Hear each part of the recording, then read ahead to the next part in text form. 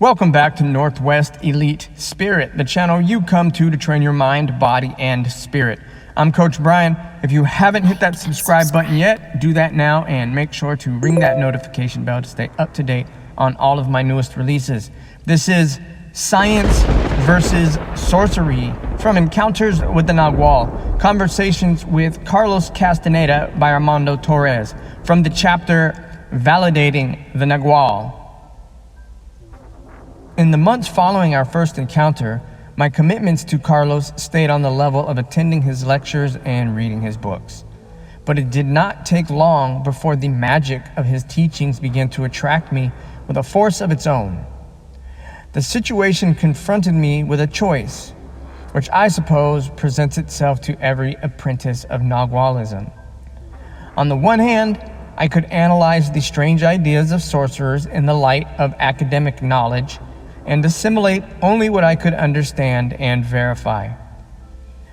On the other hand, there was always the possibility of my accepting Carlos's words to the letter and provisionally relegating my prejudices until I could work out a framework of my own supported by experience. When I told Carlos about my dilemma, he was happy and told me the two options I had considered had one important thing in common: practice. He said it did not matter which one of them I would adopt, as long as I was inflexible in my conclusions. I tried to elicit some explanations from him that might serve as a point of support in my mind and enable me to accommodate his postulates, but he interrupted me with a gesture and said, "A warrior is not ahead of knowledge. A warrior does not make inquiries out of habit, nor does he succumb to the sense of not understanding. When he wants to know something, he experiences it." I made Carlos notice that the word experience had a very different meaning depending upon whomever used it. For him, experience meant a way of facing life. For me, experience meant the need to understand a phenomenon on an intellectual level. I thought I saw Carlos repressing an ironic smile. In a very kind tone, he explained that the knowledge and exercises of sorcerers are not by themselves difficult to understand or to practice. What makes them seem crazy is the fact that they were designed by a culture alien to us and for people with a different understanding of the world. Carlos attributed my initial distrust to my rational configuration and not to any impediment of my awareness.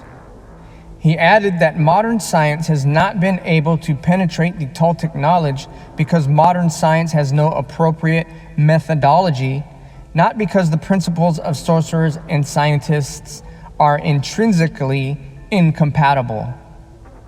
He said, "In spite of all their good intentions, researchers are unable to move their assemblage points on their own. That being the case, how could they understand what sorcerers say?" The lack of surplus awareness is a serious barrier between ordinary man and sorcerers, because without the necessary freed awareness, corroboration of the phenomena of sorcery is impossible. It is as if two people are trying to communicate in different languages. In general, sorcerers lose in that kind of exchange. In other times, people were threatened into believing they would lose their soul if they listened to a sorcerer. Today, modern man is indoctrinated to believe that the sorcerer's vision is unscientific. The truth is something else. Practicing the warrior's principles, far from damaging our mental clarity, gives us valuable tools with which to manage knowledge. That is because these principles, when they are guided towards accumulating energy, zealously follow the two scientific postulates of experience and verification. Contrary to what many think, the need to corroborate is not exclusive to Western culture. It is also an imperative in the Toltec tradition. Nagualism as an ideological system is not based on dogmas, but on the personal experience of generations of practitioners. It would be absurd to think that all those people over thousands of years had placed their trust in simple lies. Since Nagualism's starting point is experimentation, we can say that it is not a belief system, but a science.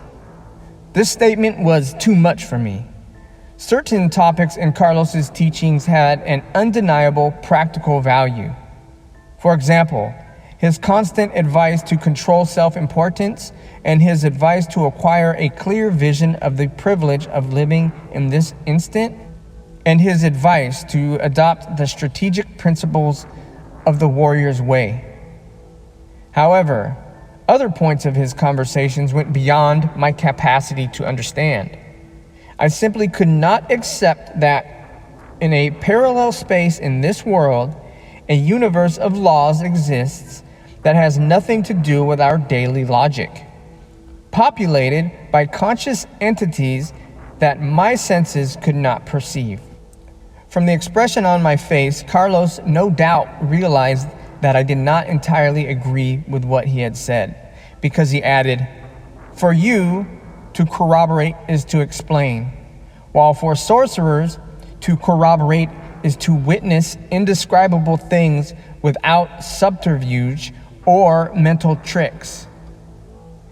You believe that the reach of your senses is the real limit of the universe, but you do not stop to think that your senses are very poorly trained.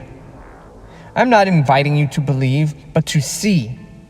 And I assure you that seeing is sufficient proof of everything I have told you. However, I cannot attest the energetic essence of the world for you. You have to intend that on your own and find inside your innate potentialities the way of carrying it out.